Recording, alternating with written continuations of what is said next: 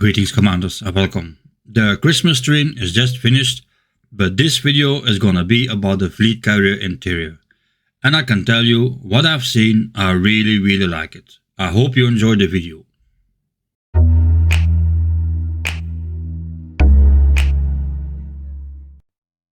Okay, welcome everybody to our next segment. It's the much anticipated fleet carrier interior tour that we're going to be doing now, and we are joined this time around by Darren, our senior game designer. Welcome.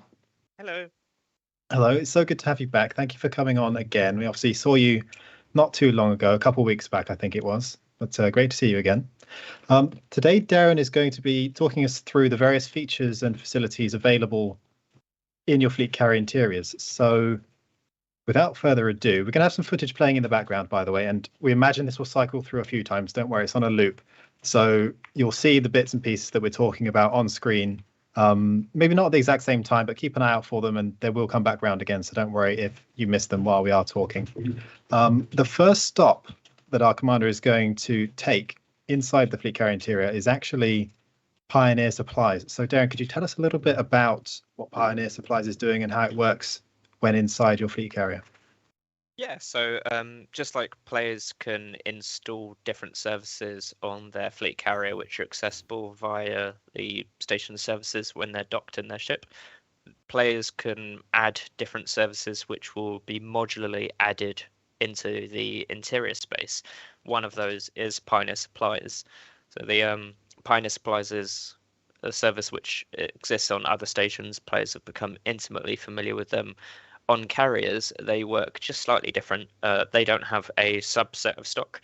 Carriers will stock all weapons and suits for Pioneer Supplies, and the carrier owner will be able to set a taxation markup so that the percentage over what they typically would sell different suits and weapons for in stations, that extra markup will go directly to the carrier owner, and that would be the cost that the players visiting will be paying for the convenience of everything being available in one location.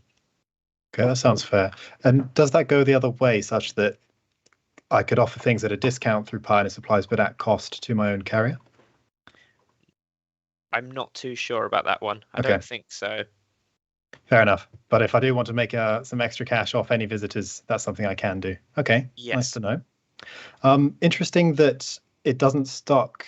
That the stock is sort of all there already. So it's almost like rather than the fleet carrier owner sourcing and purchasing and supplying the stock for the vendor, it's more like the vendor is almost renting out, or you're renting out the Pioneer Supplies chain or as a brand to have a franchise or a store within your carrier. It's that kind of relationship. Yeah, it's one of those things where the sense of scale sort of comes into play here. At the moment, players that have shipyards will be purchasing ships on a one-to-one scale and managing stock in that sense. And ships effectively would take up massive amounts of space on the interior of someone's carrier. Whereas if you look at the amount of space a Sidewinder takes up and say, oh, actually, if that amount of storage space inside the carrier was filled with plasma rifles, that's a lot of plasma rifles. So we sort of thought that the management of stock at that granular scale was maybe a bit too much. So we sort of opted for more of a case of the players are effectively selling via Pioneer Supplies on their carrier, and the taxation markup is whether they're selling them at different levels of purchase. So you're effectively selling it at cost or you're selling it at profit. And the amount you sell that at a profit is the benefit that you get as a carrier owner. But if you maybe push it too much, people will say, oh, actually, it's a bit too rich for my blood, and they might go elsewhere to purchase it. So that's going to be a balance that carrier owners are going to have to find. Okay, that's totally fair. I also heard on the grapevine that while commanders don't stock the inventory of Pioneer Supplies, they do have some sway over what may or may not be available at certain carriers. I don't know if you're picking up on my hints or catching my drift here. Yeah, so some players might have seen that some Pioneer Supplies operate in certain areas where certain objects are a little bit more easily accessible.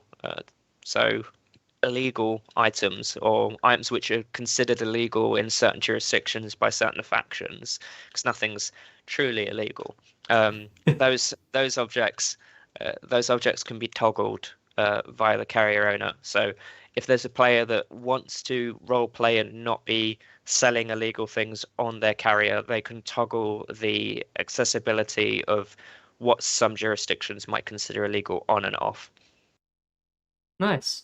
I guess the next place that the commander visited on the nice tour of the fleet carrier was the bar. As we know, the bar is already a popular area in stations. How does it work there in terms of fleet carriers? So the current plan is to make the bartender work slightly different in carrier interiors, a little bit more like the way commodities market works for carriers. Players will effectively be able to set up a supply and a demand for different on-foot resources. So the carrier owner might say, actually, I want players to bring to my carrier and to my bartender. I'm not sure whatever they necessarily want. Let's say that they're trying to unlock Kit Fowler, and they're like, I want loads of opinion polls. I want all of the opinion polls.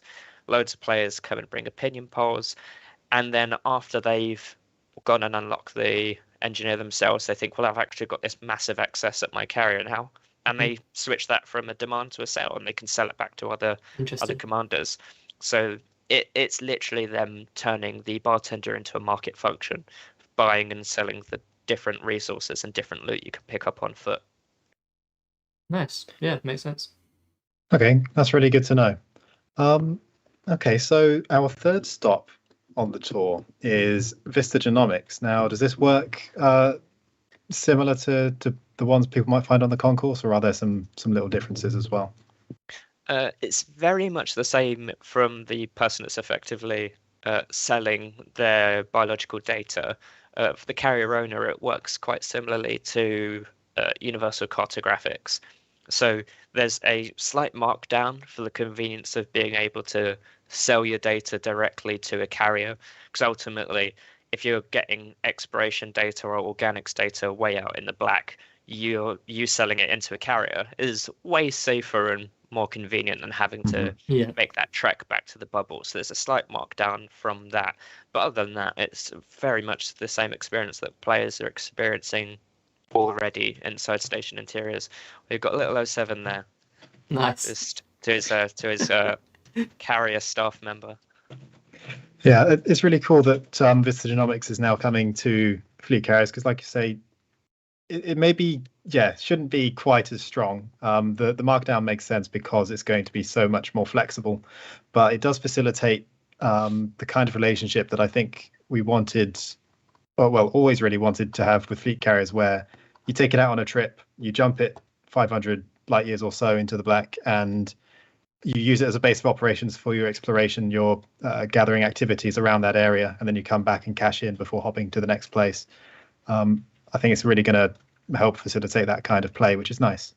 Yeah, exactly. I mean, there's nothing stopping players that own carriers effectively running it as an exploration hub. 500 light years is conservative. You could stick it a couple thousand light years outside of the bubble and facilitate potentially hundreds of different commanders that really want to push as far out as they really can, which is a lot less scary when you've got somewhere where you can repair, restock, rearm, all of that stuff. Mm-hmm.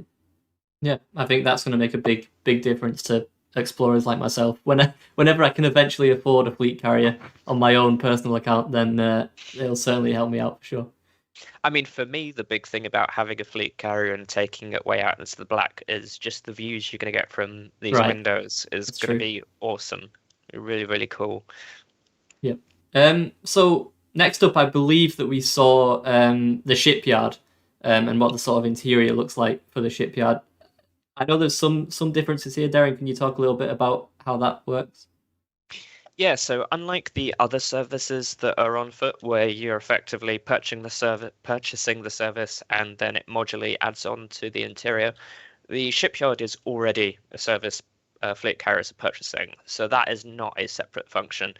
Any fleet carrier that already has the shipyard service purchased and installed will automatically have the on-foot equivalent. So that's not necessarily a freebie, but it's not been separated on foot.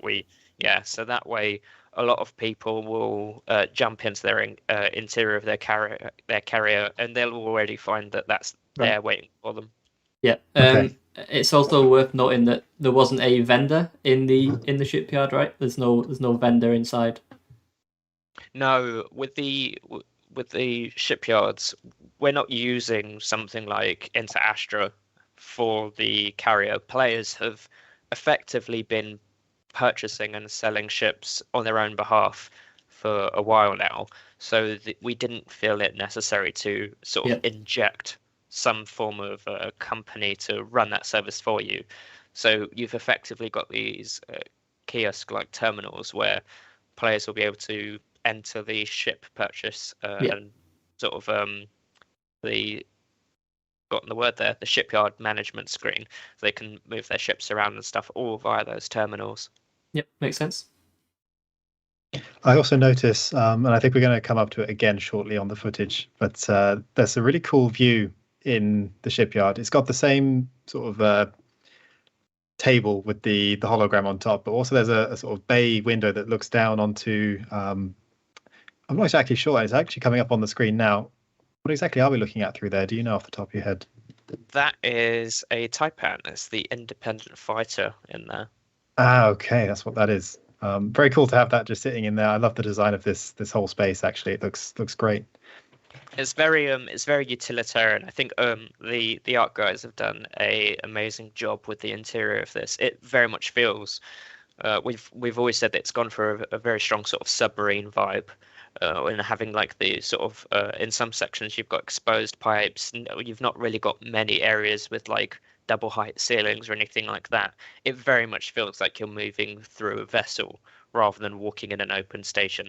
And the exceptions obviously here with the jump room and where you've got your massive view out to wherever you've decided to jump your carrier. And this place feels really big and grand by comparison to the rest of the interior. Nice. Well, that actually is the perfect segue to talk about this space then.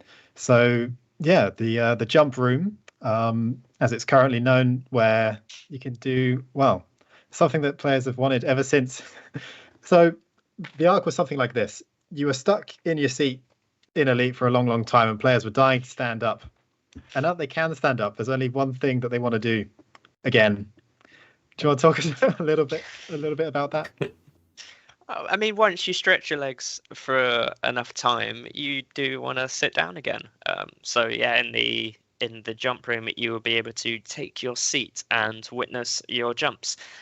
So when the carrier has scheduled its jump and it goes through all of its pre-flight checks and it's ready to jump, you'll be able to, during those pre-flight checks, make your way to a seat and sit down and ready yourself for the jump sequence. Anyone that's not made their way to a seat will be moved to a seat for the jump sequence. We don't want anyone being splattered across the back of the interior wall. That's not going to be a pretty sight. So it would ruin the view a bit. Yeah, it would maybe ruin the view a bit, or at least as soon as the carrier finishes jumping, everyone's got to sit in their seats because there's some cleanup that has to happen at the back of the ship.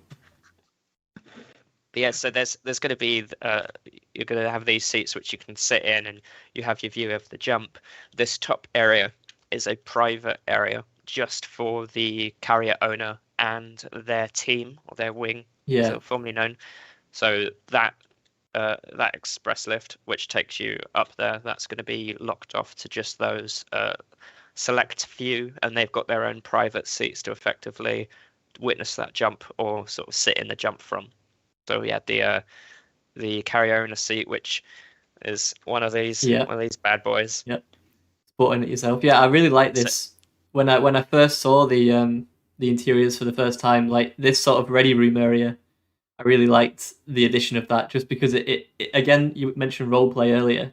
I think there's a lot that players are going to be able to do with the bridge in terms of, let's head out on this expedition. Let's go to the ready room and plan out, what's our next move? What are we doing today? I really like that addition. It feels private and it feels premium And I think that's exactly what we were going for. We want at the end of the day, purchasing a fleet carrier is no small task. No, it's not. Yeah, it's definitely not a small thing. So when you get one, you want to feel special when you're walking around inside it, and having this little private area where, let's face it, you've got pretty much the best view in the house during a jump, and your friends have that small area just before there. You saw there were 3 seats just for your team members. That sort of gives that premium feel. At the end of the day, when you purchase a carrier, you've earned your carrier, Right. and we want you to walk around and to be inside here and feel like you've earned this. Yeah, makes sense.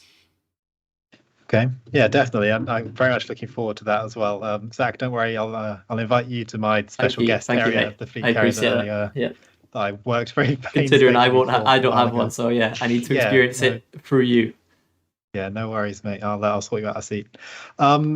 Okay, cool. So that touches on, I think, all of the various areas. There was one other detail we wanted to mention. It's actually come up already in your background, in fact, Darren. So today you're sporting another awesome background. This one is actually, as you said, the fleet carrier interior itself. Will players be able to change the color schemes of their fleet carrier interiors? Oh, camera jumped off there. Oh, that's all right. We've done our usual swap. We tend to do this on every single dev interview where Bruce becomes the dev and the dev, in this case Darren, becomes Bruce. It's a habit, so we'll just keep rolling. It's tradition at this point. It happens. It is what it is. So via the livery, when you're managing a carrier, you'll be able to swap between different themes, which will change like an interior color palette across your carrier. And part of that change is the color palette for the chair that you're sitting in. So I've got one here that I'm sat in, and I could change like that. I've got another one. Nice. Very nice. So yeah, it's making the carrier feel like your own, not just when you're walking around it, but definitely when you're sort of sitting down and you're getting ready for that jump. You want it to feel like your carrier and not someone else's. Nice. I'm glad we've kept that up because, of course, from the outside you can change the type of carrier you have and its color scheme and things like the landing pads, etc. So it's nice that we've continued that for the inside as well. Oh yeah, definitely.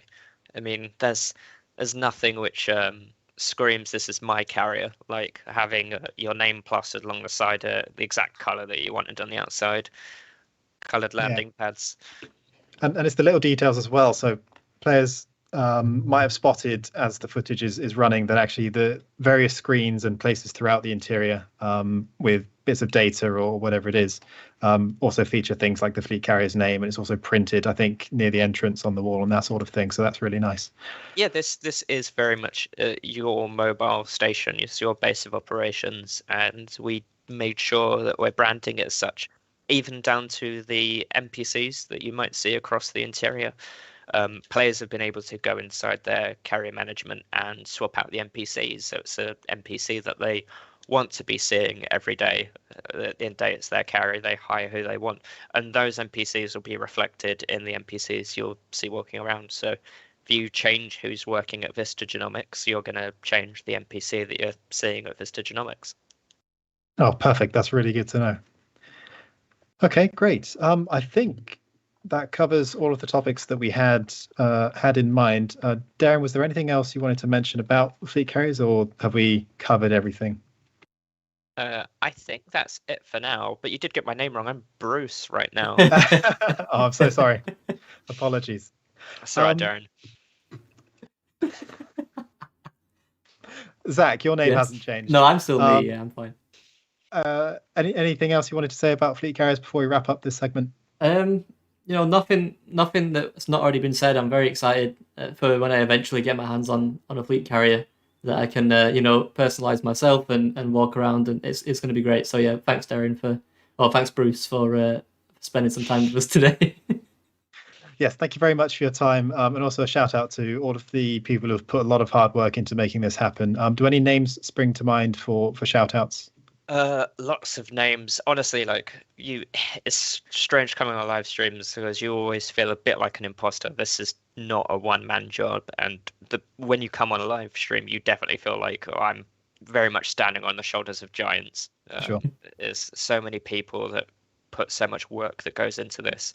I think, namely, obviously fellow designer Luke Betterton working with me a lot on the sort of different parts of the management side. Simon Brewer has put in a insane amount of work in building a lot of this interior. The audio team, it's just way too many people to count. Okay, fair enough.